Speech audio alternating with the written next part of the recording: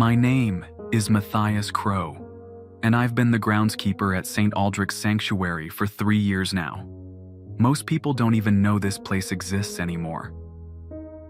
It sits about 40 miles north of town, hidden behind a thick wall of pine trees and a rusted iron gate that's been chained shut since 1987.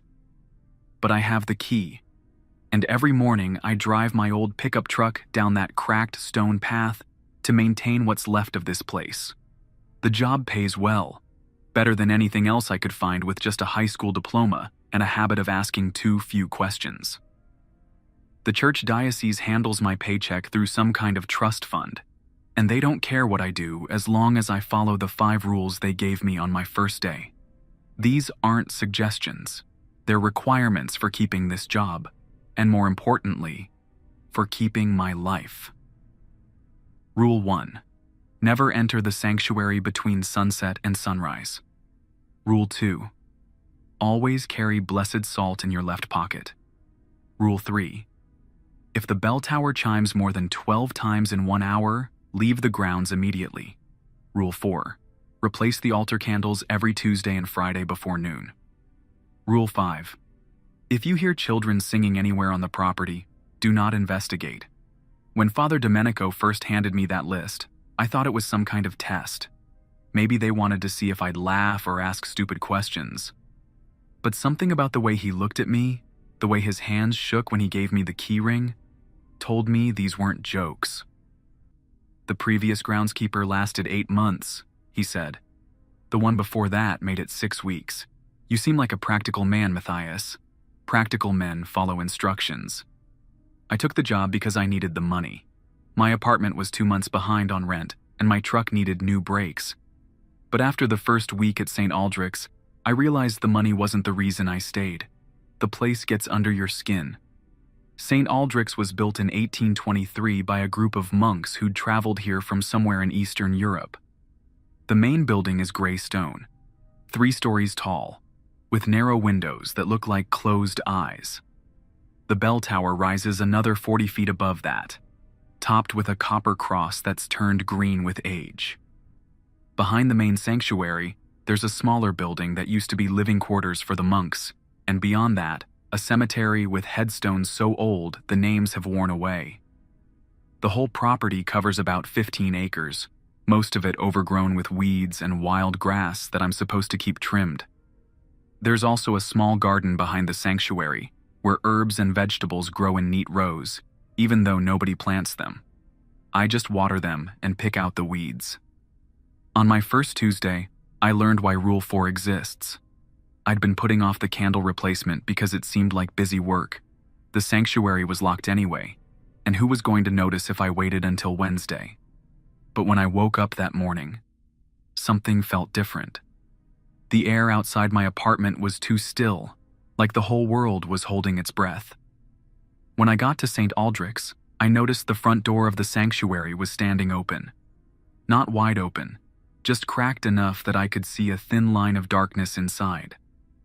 I always checked that door every evening before I left, and it was always locked tight. The brass handle was old and heavy, the kind that took real effort to turn. I pulled out my key ring, but when I touched the door, it swung open with the smallest push. The inside of the sanctuary was exactly what you'd expect from an old church. Wooden pews arranged in rows, a center aisle leading to the altar, stained glass windows depicting saints I didn't recognize. But the altar candles had burned down to nothing, leaving only small pools of wax on the brass holders. I went to the supply closet and got out 5 new candles. Each one was about as thick as my thumb and pure white, with a small cross carved into the base. As I replaced them, I noticed something odd about the wax pools. They weren't random puddles.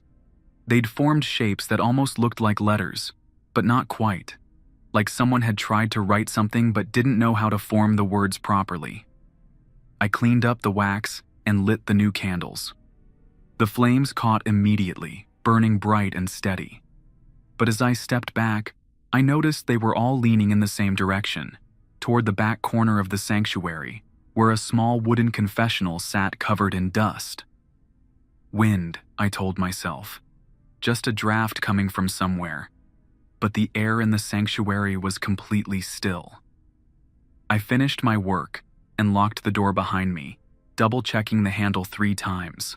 For the rest of that day, every time I looked at the sanctuary, I expected to see the door hanging open again, but it stayed closed. Wednesday morning, I found a dead crow on the front steps. Not unusual by itself. Birds die all the time, especially around old buildings. But this crow was arranged in a very specific way. Its wings were spread wide, and its head was turned to face the door, like it had been trying to get inside when it died. There was no blood, no sign of injury. It just looked like it had laid down and stopped breathing. I buried it in the cemetery and forgot about it until Thursday, when I found 2 more crows in the exact same position. Friday was Candle Day again, and this time I didn't hesitate. I got to the sanctuary right after sunrise and unlocked the door. The candles from Tuesday were still burning, even though they should have burned out after 8 or 10 hours. The flames were smaller now, barely more than blue sparks dancing on the wicks. As I replaced them, I heard something that made me stop moving entirely. Footsteps upstairs. Slow, deliberate footsteps walking across the floor above the sanctuary. St. Aldrich's had a second story that used to be office space for the monks, but I'd never been up there. Father Domenico had given me keys to everything except those upstairs rooms. Step, step, step. The sound moved from one end of the building to the other, then back again, like someone pacing back and forth. But the footsteps were too heavy to be human. Each one made the old wooden ceiling creak and groan. I finished replacing the candles as quickly as I could and got out of there. That afternoon, I called Father Domenico. "Is anyone else supposed to be on the property?" I asked. "No," he said immediately. "You're the only person with access. Why?" I told him about the footsteps, about the crows, about the door being open on Tuesday. He listened without interrupting, and when I finished, there was a long silence. "Matthias," he said finally, "are you following the rules I gave you?" "Yes, sir." "All of them? Exactly as written?" "Yes, sir." "Good. Keep doing that. And don't worry about the upstairs rooms. They're not your responsibility." He hung up before I could ask any more questions. That weekend, I started paying closer attention to the details around St. Aldrich's. Things I'd dismissed as normal started to seem strange. Like the way the grass in the cemetery grew in perfect circles around each headstone, even though I never planted it that way. Or how the herb garden always had exactly the right amount of water, even on days when it didn't rain. But the strangest thing was the silence. Most places, even quiet places, have some kind of background noise. Birds, insects, wind in the trees. St. Aldrich's had none of that. When I stood in the middle of the grounds, the only sound was my own breathing. Even my footsteps seemed muffled, like the ground was absorbing the sound. The following Tuesday, I made sure to get to the sanctuary early. The door was locked tight, just like I'd left it. But when I stepped inside, I smelled something that hadn't been there before. Flowers. Fresh flowers, like someone had just brought in a big bouquet. But there were no flowers anywhere in the sanctuary. I checked every corner, every pew, even behind the altar. Nothing. As I replaced the candles, the smell got stronger, sweet and heavy, almost overwhelming, like being in a florist shop during summer. But underneath that sweetness was something else, something that reminded me of the funeral home where we'd held my grandfather's service. I lit the new candles and stepped back to check my work. That's when I noticed the confessional in the back corner was different. The door was open, just a crack, maybe an inch wide. But I was certain it had been closed every other time I'd been in the sanctuary. The confessional was old and dusty, the kind of thing that probably hadn't been used in decades. There was no reason for the door to be open. I walked over to close it, but when I got close enough to touch the handle, I heard something that made me freeze. Breathing. slow, steady breathing coming from inside the confessional, like someone was sitting in there waiting. But that was wrong. The breathing was too slow, too deep. Each breath lasted about 10 seconds, and the pause between breaths was even longer. No person breathes like that. I backed away from the confessional and finished my work as quickly as possible. But as I headed for the door, I heard the breathing change. It got faster, more excited, like whatever was in there knew I was leaving. I didn't run, but I walked faster than usual. That afternoon, I drove into town and bought a small digital recorder. If there really was something in that confessional, I wanted proof. Not because I thought anyone would believe me, but because I needed to know I wasn't losing my mind. Friday morning, I hid the recorder behind one of the pews before I started changing the candles. The confessional door was closed again, but I could still smell those flowers. Stronger than before, almost choking. I worked quickly, replacing each candle and lighting it without looking toward the back corner. But I could feel something watching me. Not the usual feeling of being alone in a big empty space. This was specific, focused attention, like standing on a stage with a spotlight pointed at you. When I finished, I retrieved the recorder and left. At home that night, I plugged the recorder into my computer and listened to the audio. For the first few minutes, there was nothing but the sound of me working. Footsteps, the scratch of matches, my own quiet breathing. Then, at exactly the 12-minute mark, there was something else. A voice. Quiet, almost whispered, but clear enough to understand. It was speaking in a language I didn't recognize, but the tone was unmistakable. It was calling to someone, calling them to come closer. The voice continued for about 30 seconds, then stopped. A few minutes later, it started again, saying the same words in the same tone, like a recording playing on repeat. But it wasn't a recording. There were small variations each time, tiny changes in emphasis that meant someone was actually speaking those words, over and over, while I changed the candles. I listened to the whole recording 3 times before I noticed something that made my stomach drop. The voice was coming from directly behind me, not from the confessional in the back corner, from right behind where I'd been standing at the altar. The next morning was Saturday, which meant I had the weekend off. But I couldn't stop thinking about that voice, about the way it had been calling out in that strange language. I tried to research St. Aldrich's online, but there wasn't much information. Just a few mentions in historical documents about the monastery being abandoned in the 1800s after unexplained events. No details about what those events were. Sunday night, I dreamed about the sanctuary. In the dream, I was changing the candles like always, but every time I lit one, the flame would immediately go out. I kept trying, striking match after match, but the candles wouldn't stay lit. And that voice was there, speaking its strange words, getting louder and more insistent. In the dream, I finally turned around to see who was speaking. I woke up before I could see their face, but the image stayed with me all day. In the dream, the person behind me hadn't been standing on the floor. They'd been floating about 3 feet off the ground, and their feet were pointing down like they were hanging from something I couldn't see. Monday morning, I almost called in sick.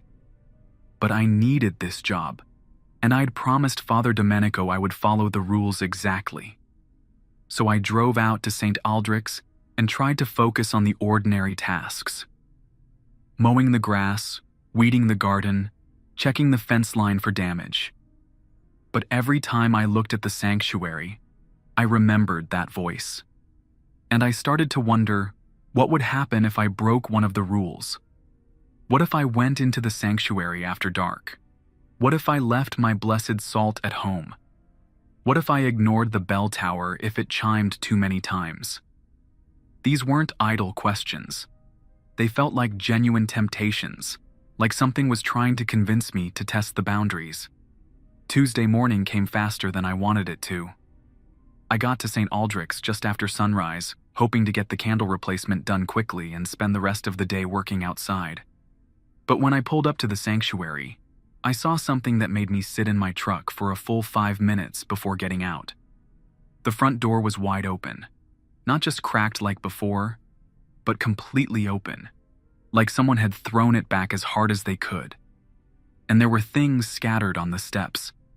At first, I thought it was trash, but when I got closer, I realized they were pages torn from books. Old pages, yellowed and brittle, covered in text I couldn't read. I gathered up the pages and examined them. The writing looked like Latin, but not quite. Some of the letters were familiar. Others looked like they belonged to a completely different alphabet. At the top of one page, someone had written a word in pencil: Aldrich.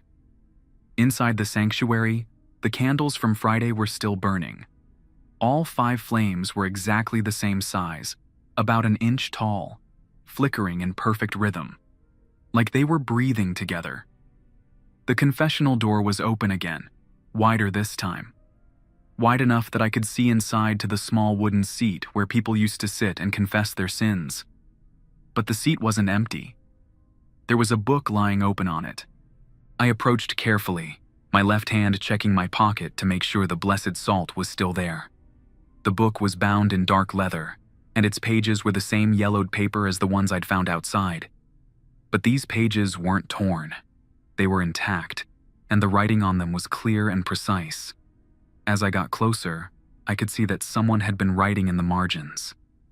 Fresh ink, probably from a ballpoint pen.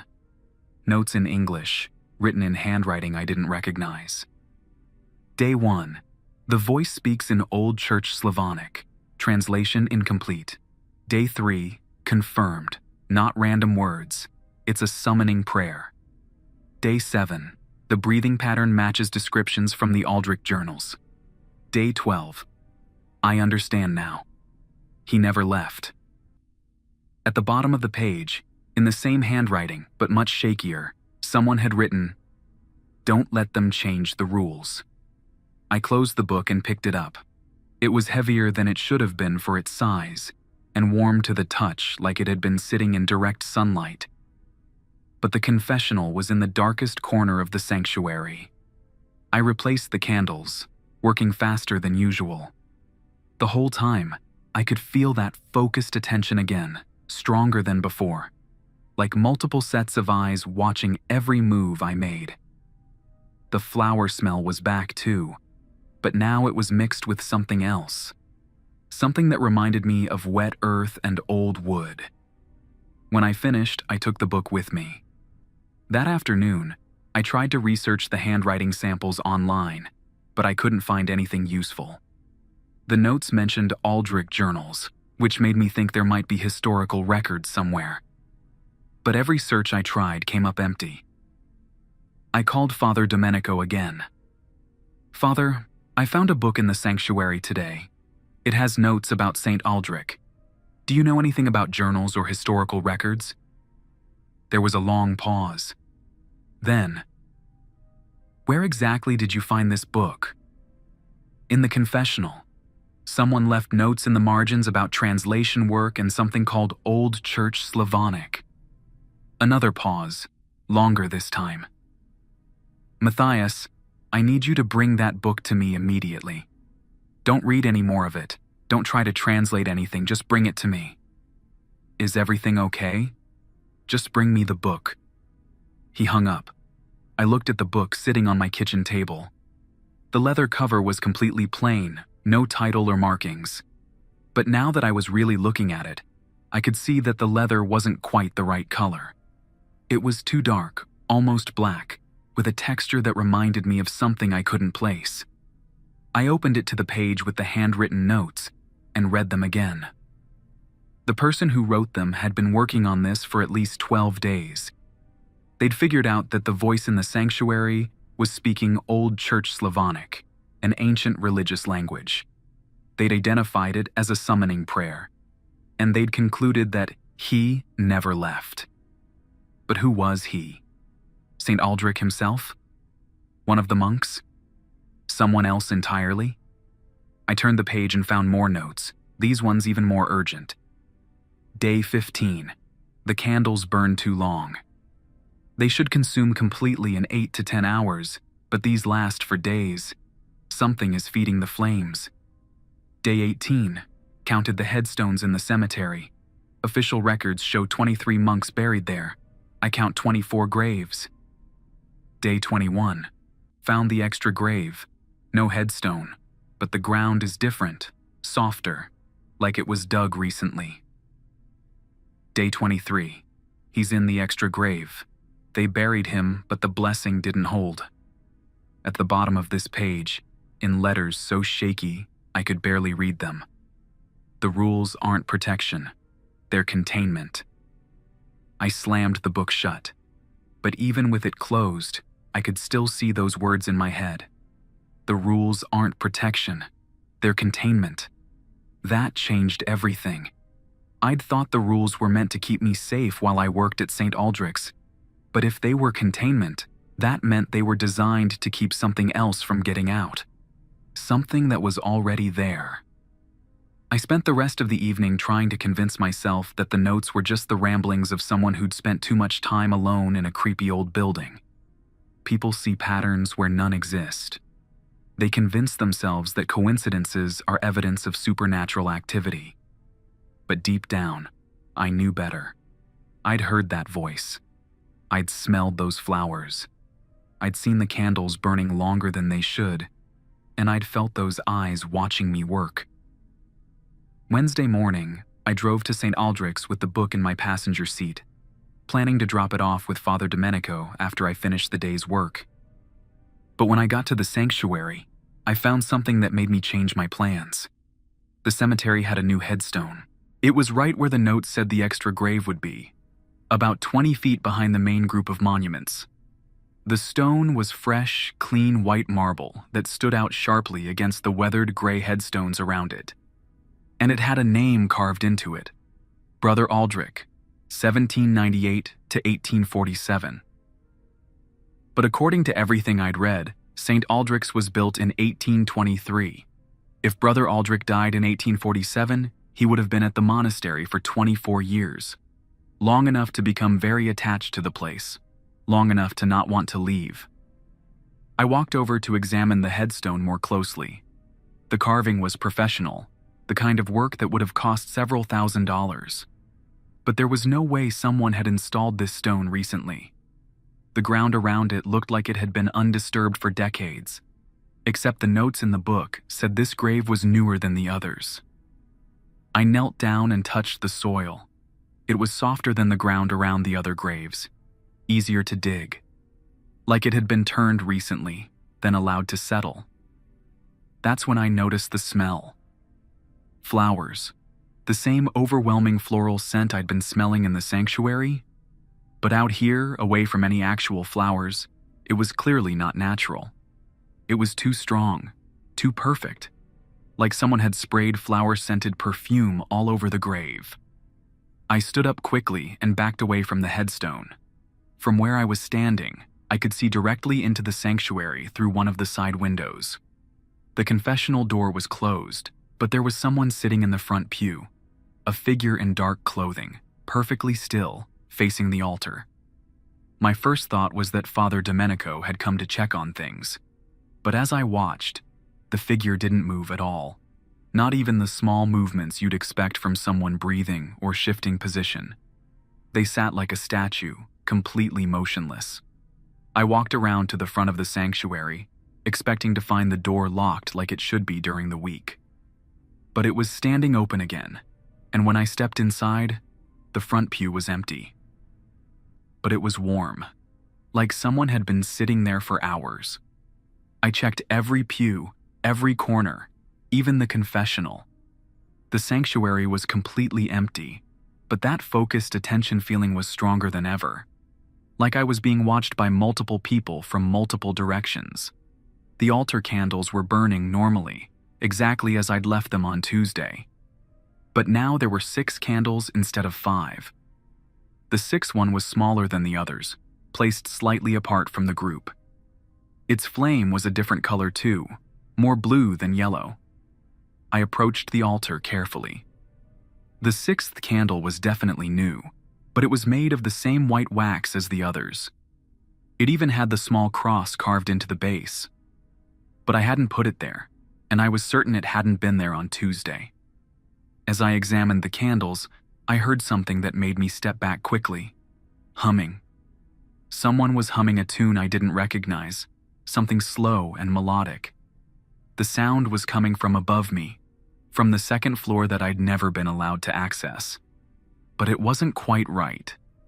The humming had an echo to it, like it was coming from inside a large empty space. And underneath the melody, there was another sound. A rhythmic tapping, like someone drumming their fingers on wood. Tap, tap, tap, tap, tap, tap. The humming stopped, but the tapping continued. It moved across the ceiling from one end of the sanctuary to the other, then back again. The same pattern I'd heard on my first Friday, but faster now, more urgent. I left the sanctuary and locked the door behind me, but I could still hear the tapping.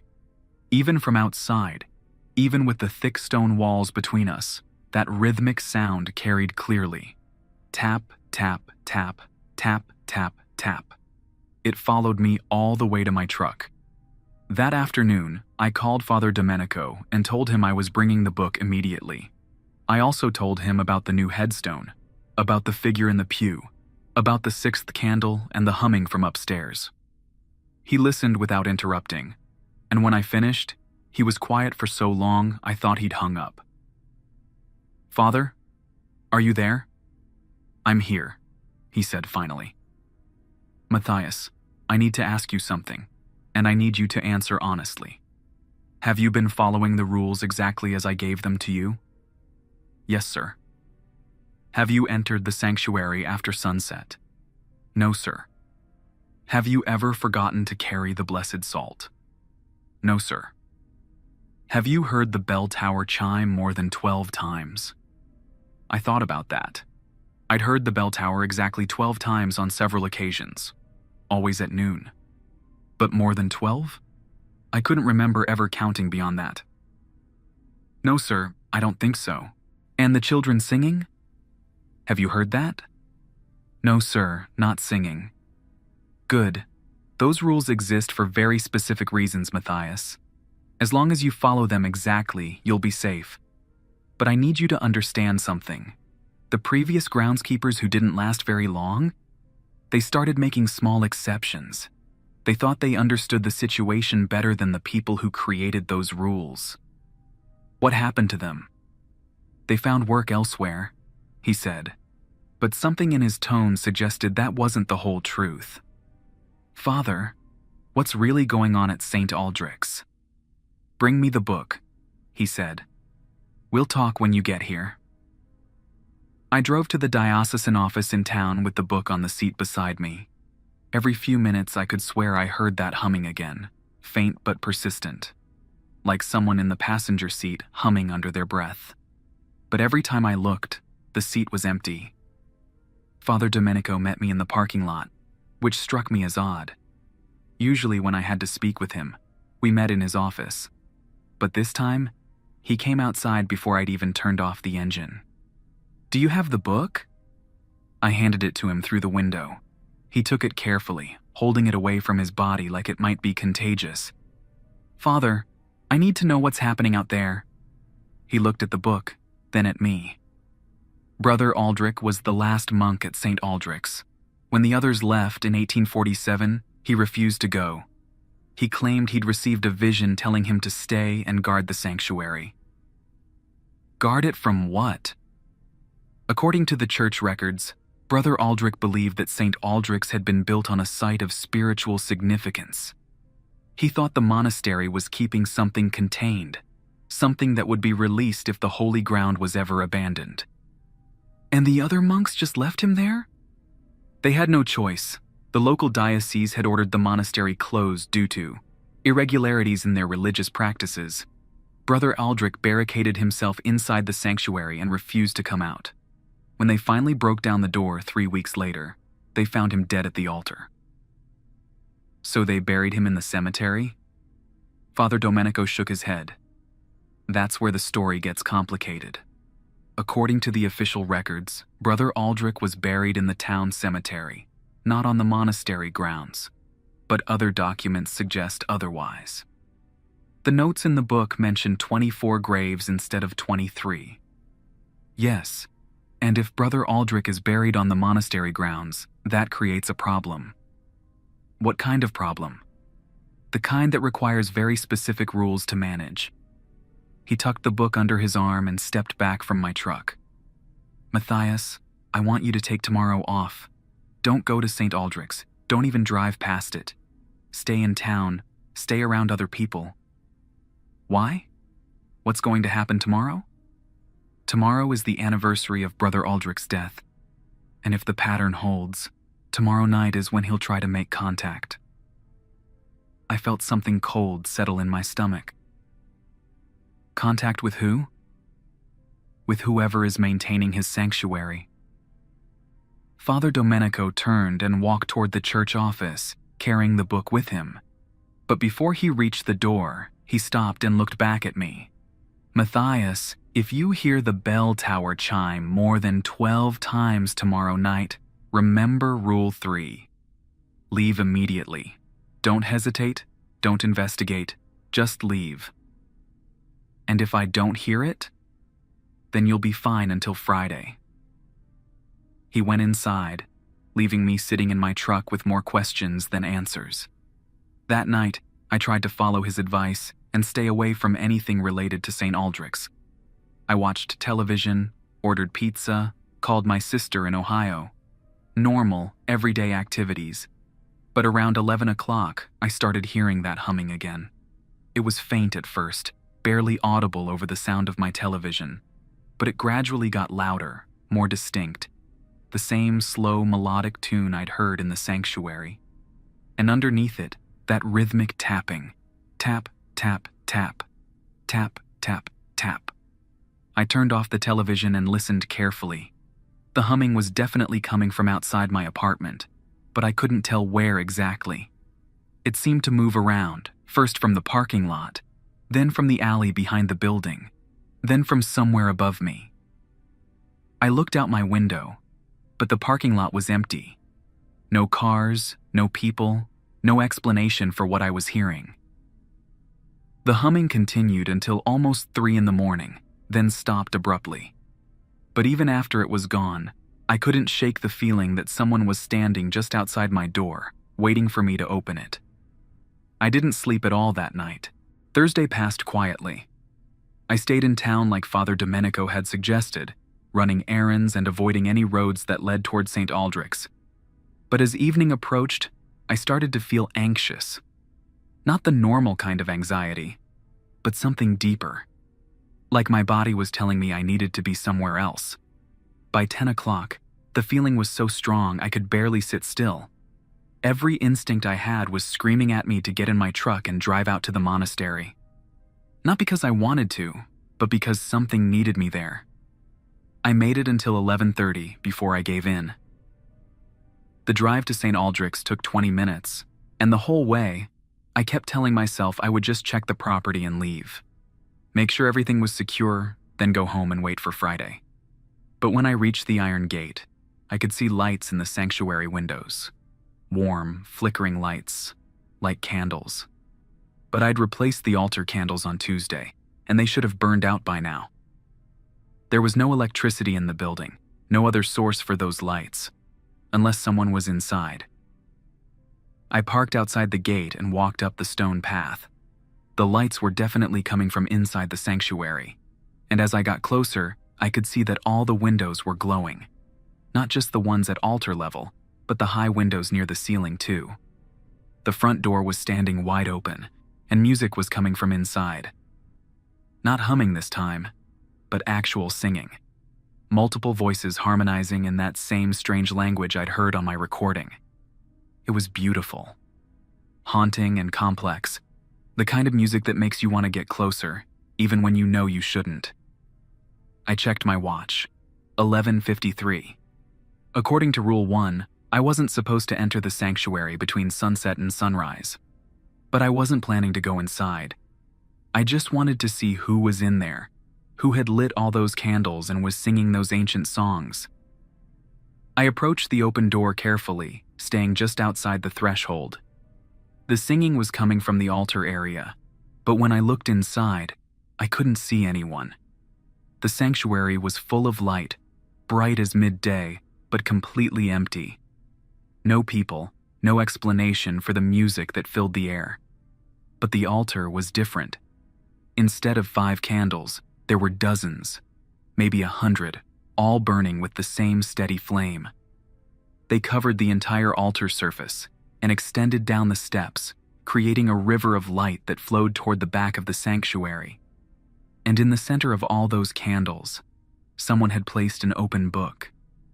The same book I'd given to Father Domenico that afternoon. As I watched, the singing grew louder, more urgent. The language was still unfamiliar, but the emotion behind it was clear. It was a celebration, a joyful welcome home. I looked at my watch again. 11:59. That's when I heard the bell tower begin to chime. 1, 2, 3. I counted along, expecting it to stop at 12 like it always did. 4, 5, 6. But it kept going. 7, 8, 9, 10, 11, 12, then 13, 14, 15. Rule 3 was very clear. If the bell tower chimed more than 12 times, I was supposed to leave immediately. But as I turned to go, the singing stopped. The sudden silence was so complete, it felt like the world had ended. And then, from inside the sanctuary, someone called my name. Matthias. The voice was calm, friendly, familiar, like an old friend greeting me after a long absence. Matthias, please come in. We've been waiting for you. I took a step backward, away from the door. Don't be afraid. You've done such good work here. You've followed the rules so carefully. But the rules have changed now. The bell tower continued chiming. 16, 17, 18. The others made mistakes, but you understand. You know this place needs a guardian, someone who appreciates its true purpose. I turned and ran. Behind me, the chiming grew faster, more frantic. By the time I reached my truck, it was ringing constantly, one chime blending into the next in a continuous peal that followed me all the way home. Friday morning, I called Father Domenico before I even got out of bed. I went to St. Aldrich's last night, I said. The bell tower chimed 18 times, maybe more. Someone was singing inside the sanctuary, and they knew my name. Are you all right? I think so. But Father, they said the rules had changed. There was a long pause. Matthias, I need you to listen to me very carefully. The rules have not changed. They will never change. Whatever you heard last night was not authorized by the church. Then who was it? Someone who wants you to believe that your job has different requirements than it actually does. Brother Aldrich? Perhaps. The important thing is that you didn't enter the sanctuary. You followed Rule 3 exactly as you were supposed to. But what happens now? Do I keep working there? Yes. Today is Friday, which means you need to replace the altar candles. Everything will be back to normal. How can you be sure? Because this has happened before, Matthias. Brother Aldrich tests every groundskeeper on the anniversary of his death. The ones who pass the test continue working. The ones who don't find work elsewhere. Eventually. I hung up and got dressed, but I couldn't stop thinking about that voice calling my name. It had sounded so reasonable, so convincing, like someone who genuinely wanted to help me understand something important. But Father Domenico was right. The rules hadn't changed. They were still the same 5 simple instructions I'd been following for 3 years. When I got to St. Aldrich's that morning, everything was exactly as it should be. The front door was locked, the sanctuary was dark, and the altar held 5 normal candles that had burned down to small stubs. I replaced them quickly and efficiently, just like always. The familiar routine was comforting after the strangeness of the previous night. As I lit the last candle, I noticed something that made me smile. The confessional door was closed, and it stayed closed. For the first time since I'd started working at St. Aldrich's, I felt like I was truly alone in the sanctuary. No watching eyes, no sense of being observed. Just me and the peaceful quiet of an old holy place. I finished my work and locked the door behind me, double-checking the handle like I always did. Outside, the cemetery looked normal too. 24 headstones, including the new one for Brother Aldrich, all standing quietly in their neat rows. The ground around each grave was firm and settled, the way cemetery soil should be. As I walked back to my truck, I heard something that made me stop and listen. Birds, real birds, singing in the trees around the property. It was the first time I'd heard any wildlife at St. Aldrich's, and the sound was wonderful. I drove home feeling better than I had in weeks. Monday morning, Father Domenico called me. "How did everything go on Friday?" "Fine," I said. "Completely normal, no problems at all." "Good. I think you've proven yourself, Matthias. Brother Aldrich knows you're not going anywhere, and he's willing to accept that. So things will stay calm from now on, as long as you keep following the rules exactly as they're written." "I will. I know you will. You're a practical man, just like I thought." After he hung up, I realized something important. I was no longer afraid of St. Aldrich's. The place still felt strange, still had its secrets, but I understood my role there now. I was the groundskeeper. I maintained the property, followed the rules, and kept everything running smoothly. In return, Brother Aldrich allowed me to do my job without interference. It was a fair arrangement. This morning marks the beginning of my 4th year at St. Aldrich's. I still follow the 5 rules exactly as Father Domenico gave them to me. I still carry blessed salt in my left pocket, still replace the altar candles on Tuesdays and Fridays, still listen for the bell tower to make sure it never chimes more than 12 times. And sometimes, on quiet Friday mornings when the light is just right, I hear that humming from upstairs. But it's different now. Peaceful, content. Like Brother Aldrich is satisfied with the work I'm doing. The job still pays well, and I'm good at it. Most importantly, I've learned that some places need people who can follow instructions without asking too many questions. St. Aldrich's is one of those places, and I'm one of those people.